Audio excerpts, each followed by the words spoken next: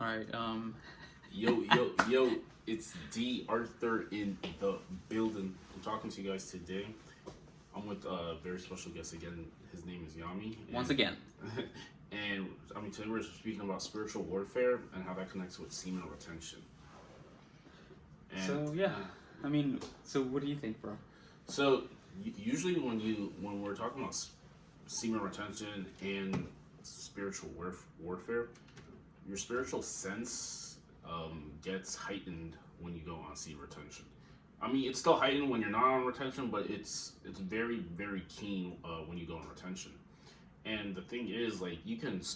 Give me an example. Like, what would that be in like a real life scenario? Okay, so like you basically get the answers to certain things before.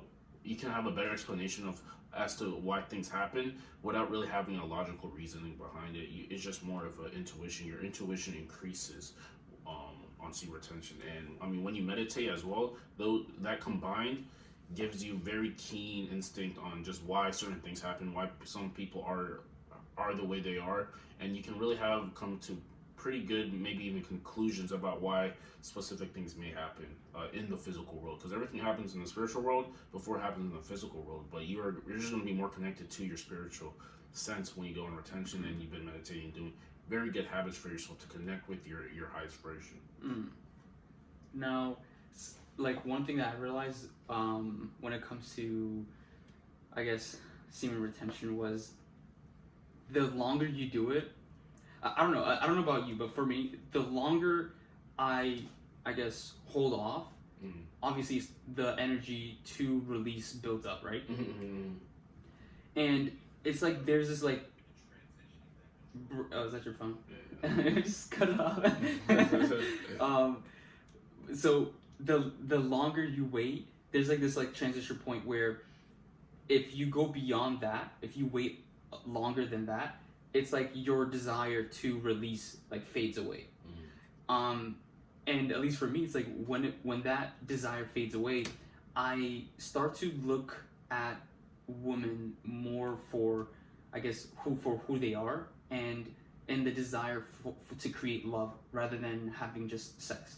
And that's something I realize, and it's odd because once you get to that level, it's like you see who is actually trying to give you love and who's actually just trying to have sex, but even for themselves, they don't even realize that they only want sex rather than love. You know what I mean? So you get to see people for who they really are when you're at that level, and it's a very, very important part, I guess, or it has been an important part of my life, to be honest with you, breaking through that point. I don't know what's your experience though, like with semen retention? Like how has it impacted you? I guess you could say. So for how it's really impacted me in terms of maybe spiritual sense, and it's heightened my ability to identify who people are from a spiritual perspective, and from just by what their behaviors are, what they tend to, how fast it is for them to get angry or just very shut off real quick. I have a better grasp on just like who they really are from a soul perspective, because everything, I mean, we're spiritual beings having a physical experience. So you can really start to see who people are from a spiritual level, doing good habits, meditating, taking the good inspiration, and just really just living your life as authentic as humanly possible. You start really having a good grasp of like what people are based on just who they are spiritually, and that's a very, very good thing, because like there's a lot of deception in the world. This life is made pretty much, this whole reality is deceived in a sense. Now when it comes to deception, I guess explain it a little bit more, like I guess in detail. Like what do you mean by like deception? Because in my mind, when you say that, I see so much. Well, not physically. I'm not actually seeing something right now, but I see it as, I guess, when people lie to you, that's a form of deception. When you yourself lie to yourself is also a form of deception. And you see it as even the government, when they lie to you, is a form of deception. And so, like, when you say deception, what do you think is the most dangerous form of deception out of the three I just mentioned? Because in my eyes, I think self-deception is probably the most dangerous.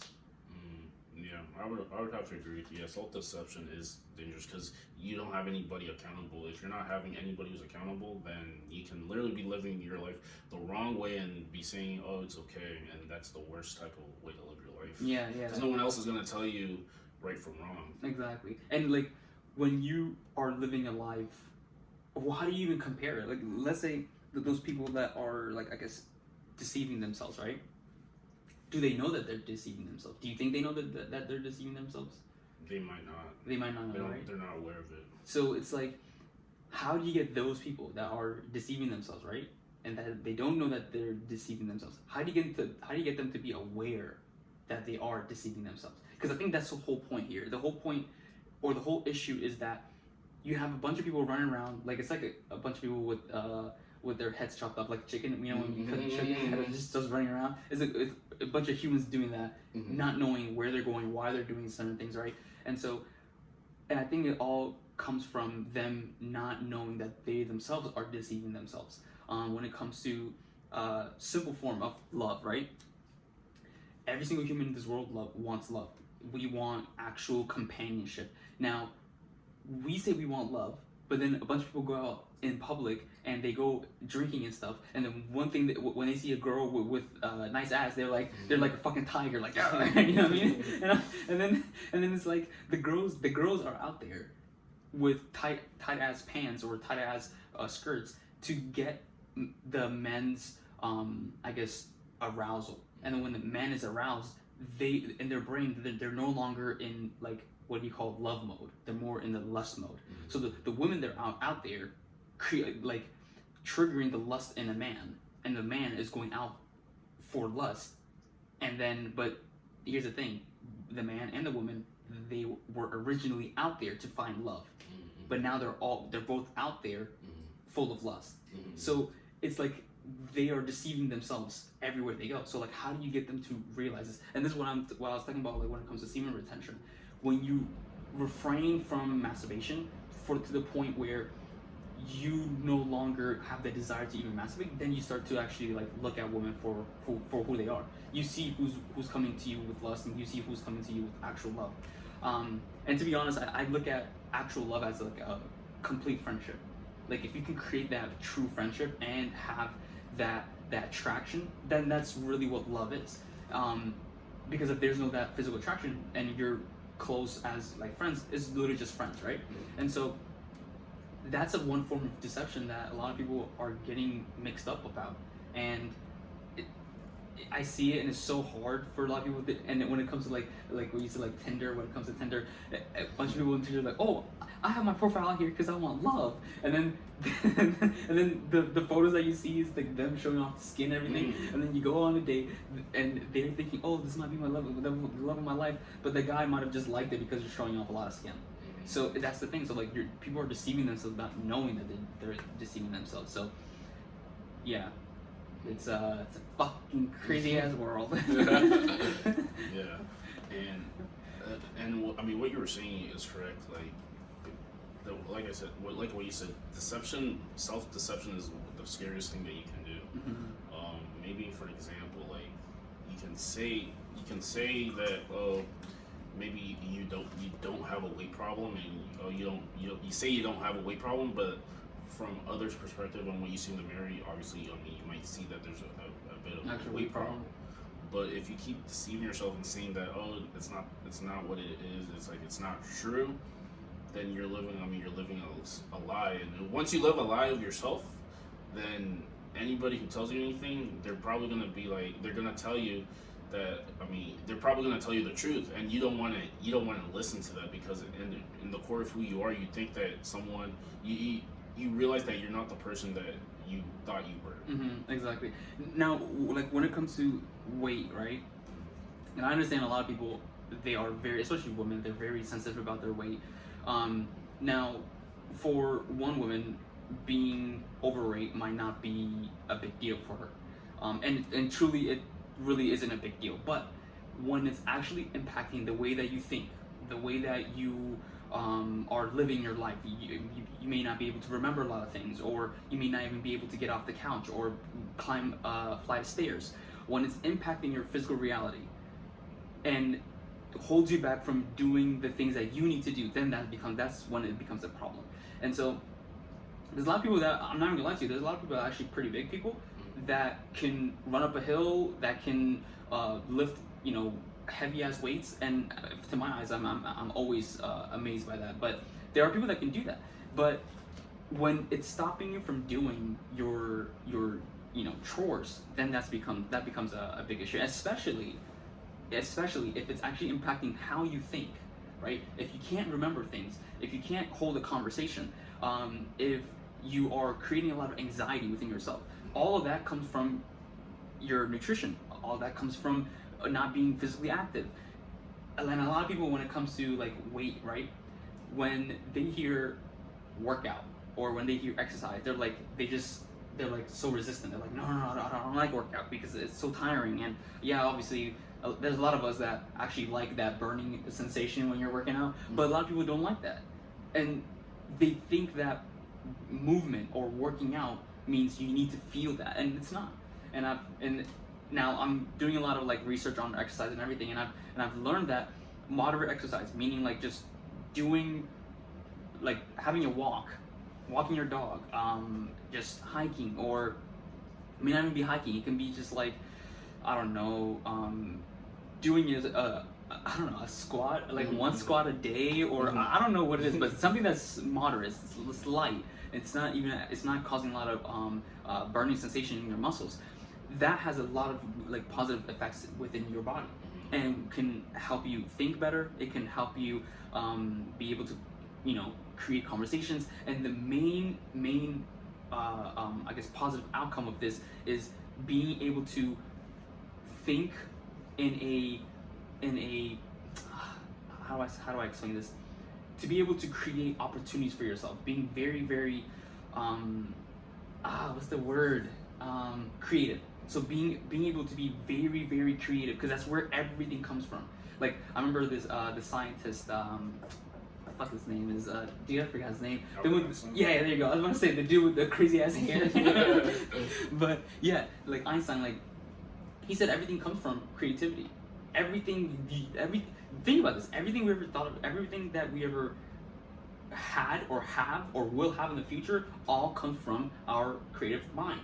Everything comes from our mind. Everything comes from you thinking it. So if something within your body is holding you back from having a creative mind, you better take that shit in control, like, or else your life is gonna be stagnant. You're not gonna move anywhere, right? And so that's a very, very big thing about health and weight and exercise and eating healthy and so forth. But I know I kind of like went to a different topic here. And the thing is about what you were saying about just creativity. So I read something that said like if you like smoke cigarettes, like it stops your persistence, and it just makes you lazy, and then it just doesn't make you persistent enough to really get what you want. And that's another thing about it. You can have all these creative ideas, but if you don't have any persistence to actually put that into fruition, then you're going to be really like you said, stay in the same place, and nobody really wants to do that. Now, one of the actual I guess we can say advanced topics or advanced stages of taking action, right? Now, a lot of people would take an action, and let's say it doesn't give them the result that they want, right? And they're like, fuck. And then they like move, like they stop doing it. Now, what is the right action? Do you continue doing the same thing, even though it's not giving you the right outcome and you don't feel enthusiastic about it, or do you move on to a different thing? Now, in my eyes, from what I believe, every single action that you take, right? It doesn't matter what it is. Every single action you take from becoming enthusiastic about it, there's a lesson in it to that you need to learn. So like Now, like, your friend, I'm going to be talking about your friend today. Like, your friend that was here today, right? She might have been enthusiastic to come here. Who knows? Like, who knows what was going on in her mind? She might have learned something in her mind that we don't know about, but that's her lesson. You know what I'm saying? We didn't do anything like we really didn't do anything fun. We literally just sat down, watched a movie, went outside, talked for a little bit, blah blah blah. But that experience could have been something that amazing for her in her own mind. Might have clicked things that or questions that she had her in her mind for a very long time. You know, and so acting on what excites you the most is the number one thing, even if it means it may not give you the result that you thought was gonna come. The main point is acting. So people may say like, "Oh, I want to become an artist, and I want to have a lot of money, you know, selling my art and everything." They go into they're so excited, they're so enthusiastic about it now, and then they went and got into a art class, right? They signed up for art class, and after a month, they don't want to be in art anymore. Now, do you think they're a quitter, or do you think their heart is just telling them to go to something else? In my mind, their heart is just telling them, now you've learned what you needed to learn here. Now it's time to go to a next stage. Yeah. So, and that's the thing, like stopping or not, or I guess I don't want to call it quitting. Ending what you've previously were excited to do, ending that and going to a next thing does not mean you're a quitter. It means that you're following exactly what your heart's telling you to do, and that is the most important thing. Follow your heart. And a lot of people, when it comes to college, you've seen people that they're like, I'm so enthusiastic about going to college. I'm gonna go to college for this degree, and they do it for 4 years, and then after that 4th year, they're like, I fucking hate this. I do not want to do this ever again, and they just leave. A lot of people think that those people are quitters, and there are some people that get to that stage where they want to quit that degree or that major in their second year of college, but they don't quit, or not quit, but they don't stop. They keep on going. Why? You know what I mean? It's like if your heart's telling you to stop, you need to stop and go to the next thing. So every single experience has specific lessons that you need to learn. That's something I've realized, and it's pretty one of the biggest lessons I guess I've learned in my life. And the thing also, don't take things for granted. Yeah. And the thing about that, what you just said, is that at some point, there's always going to be a branch off something else that you can potentially do. Like there, in terms of the spiritual realm, in the spiritual realm, there's just a bunch of different options that there's a bunch of different options. Just that the only thing is your awareness of them is just not there. But eventually, if you look in the right places. If you look in the right places, eventually you're gonna get those options that you really need to. All of these things happen when you make decisions. Yeah. Like once you make a decision, and one thing's gonna happen to another, and it's gonna be a compound effect of different decisions and options that you might become available to you. But the thing is, it's just at the beginning, it just doesn't seem likely, just because your awareness isn't. You don't have that awareness. Exactly. It's like a lot of humans, they are so egotistical that they're like, oh, I already know it all. I already know what this action is gonna bring me. But in reality, you don't know shit. None of us know shit. All we can do, the only thing we know is what is exciting us in this moment, right? But a lot of this is the tricky part too. Now, for a lot of people, lust excites them, right? Now, is it a good thing to go into the path of lust or not? You know what I mean? So it's like, because when people listen to this talk that we're having, and they listen to, oh, I gotta act on my highest excitement. Now, what happens if they get excited about killing someone, or what if they get excited about I don't know, robbing someone? They see a dude with a bunch of gold, like, oh, I get so excited to rob. Now, should you act on it? It is your highest excitement. You know, should you act on it or not? And I think in my mind, it's like, I don't know. I mean, here's the thing. In my mind, every single experience has a specific lesson that you need to learn. Meaning, whether the lesson is you going to jail, right, or you being convicted and, I don't know, sent to life in prison, and then the person that you're in life in prison with, your sail buddy, becomes your best friend, and you guys excel in spiritual development. You know, you don't know. So it's like, would I act on it? I don't know. I mean, it's hard to say this because I'm not even like, yeah, I would kill someone. I can't say that. But like, it's hard, and this is the thing when it comes to like actual like spiritual knowledge. There is no such thing as like I'm getting to the most controversial and like really tough topics to grasp, right? I don't know if I should go into that, but fuck it. So it's like the understanding that there's no such thing as right and wrong, right? And a lot of people, a wise person once told me, you have to know the difference between what is right and what is wrong before you understand that there's no such things that are right or wrong. Now, this means, now as an individual, even when I was younger, I guess you can say, I didn't know that there was no such thing as right and wrong. All I knew was there was right things and there were wrong things, right? I knew it was wrong to bully people. I knew it was wrong to be mean. I knew it was wrong to steal. I knew it was wrong to harm anybody. I knew it was wrong, all these wrong things. I knew what was wrong and I knew what was right. As I grew up, I started to realize, well, okay, let's say I know robbing someone is wrong, right? Let's say robbing someone, right? I know robbing someone is wrong. Now, when you look at someone's situation that robs, and you look at why they're robbing someone, all you're looking at is someone robbing someone, right? It could be one person stealing their stuff back from the person that stole it from them. Or it might mean that one person is stealing their stuff back and stealing more than that other person stole from them. Even though that is wrong, in their perspective, or let's say in a perspective where a person is stealing for their children. Let's say when it comes to the government, or I'm just gonna throw the government out there because everybody loves to throw the government into bad situations as a bad guy, so I'm just gonna do that. And so let's say the government has been stealing from the people and keeping it for themselves, and you see one impoverished individual having issues with food and goes to the government or wherever the government is and steals food from them. Now, would you consider that to be wrong? Or would you consider that to be right, or would you be indifferent about it?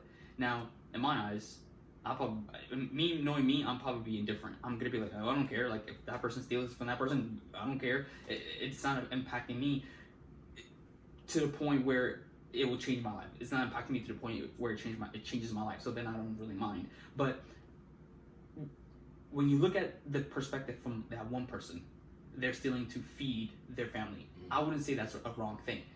When you look at the government, they're like, but hey, we put the laws in here and you can't steal. This is my stuff. You're wrong. You're going to jail. Would you consider that to be right? When you're looking at through the perspective of the government, yeah, the government would be right to put that person in jail. So that's where there's no such thing as right and wrong thing comes into play. But that again, that's another topic, and it should be in another video. It's probably very lengthy and very mind bending, but that's one of the things. What were we talking about again? I like to go and but what he was just saying is just like it's people have right and wrong decisions based on just perspective. Like someone could be saying that they're going to get this food to feed their family, but then if that food doesn't belong to them or they're getting it the wrong way, then that's someone else's perspective could say that he's stealing, but he didn't know, he was just trying to get it from for trying to secure like food for his family or something like that. So there's basically everything's perspective. Yeah, basically. Let's go into how this connects to spiritual warfare. Now, a lot of us don't realize that there's a lot of things that go beyond the physical world. Now, when you look at how you react into reality, a lot of people, when they see someone reacting from anger, all you're looking at is a person defending themselves. Now, a true person that does not have anger, because you can defend yourself without having anger. Like, that's actually mastery. But when someone's defending themselves with anger, you see in the physical reality, you're only looking at, oh, that person did that person wrong, so that person's just retaliating, and that they're right for that. In reality, yes, they're right to defend themselves, but how they do it, how you defend yourself, makes the difference. When an individual defending themselves with anger, what I look at is that person has so much built up anger within them that they attract everything that is anger. Now, when you don't release that, there's other forms of releasing anger without going, oh, you know, a lot of people, I think this is some type of therapy where you get to actually just scream and just smash things. There's other ways to do it. But when an individual is yelling and aggressively, you know, defending themselves, they are attracting, in the physical reality and in the non-physical reality, beings and individuals that are of the same kin or the same kind, right? And so in the non-physical reality, you're attracting beings, evil entities that will actually attach to you because you are like them.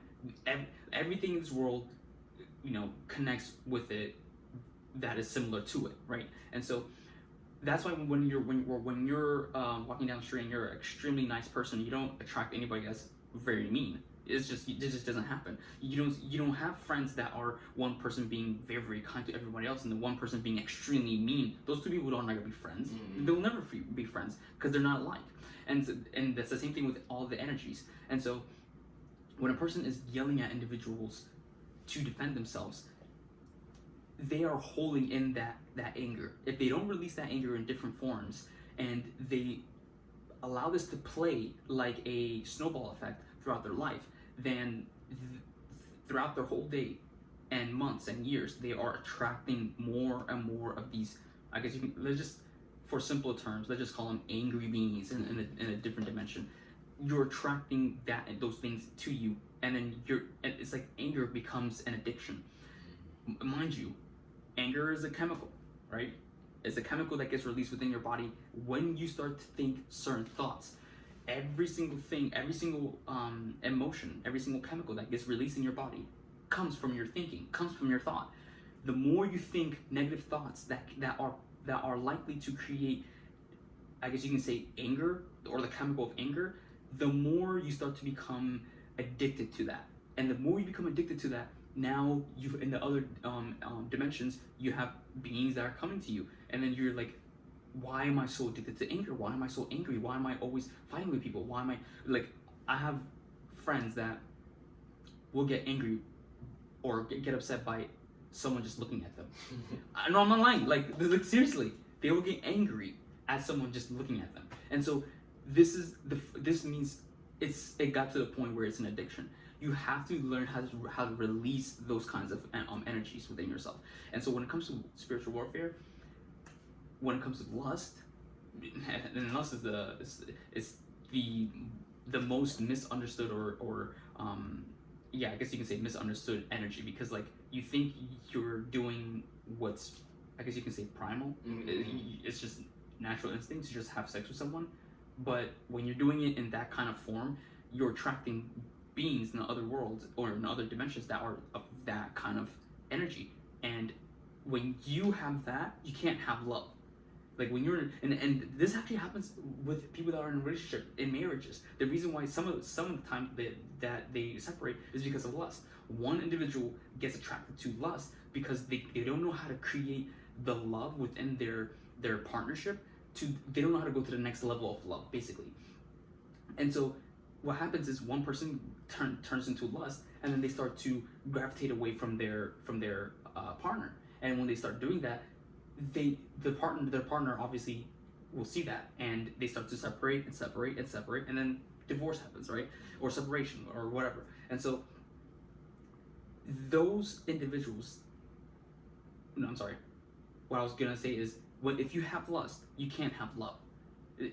Because they're not the same thing.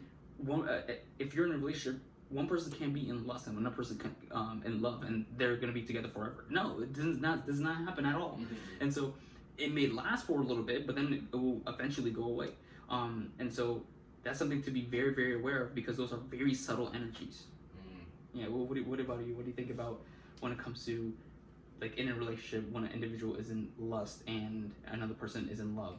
Like, how does that impact the relationship? Well, it impacts the relationship because, well, in a way where it's not you're not really doing things out of just pure, just because I like that person. You're doing it in return for something. And when every time you have some sort of, you feel like you're doing this in terms so you can get something in return, then that really isn't that unconditional love relationship that really lasts. And I mean, with that being said, it just won't last as long if it's operating from a lower set of like a lower, like, lust filled relationship. It just won't last as long. Exactly. It might be there for maybe some years, but like for real, like full like a full relationship, it just won't last as long. So I mean, you really got to choose your partner sparingly. Like, you really have to like them for the person they are, maybe their actions, their behaviors, what they're into, characteristics, instead of just really just only liking them just because of the lust part. Exactly. Pretty much. Yeah. It's been 31 minutes. Yeah. All right. So I mean, with all that being said, we're gonna wrap it up. But it was a very good conversation we had, and I mean, we're definitely going to create more content like this and get more feedback from you guys. So with that being said, I'm D.Arthur. It's Yami, and we out. Like, comment, and subscribe below.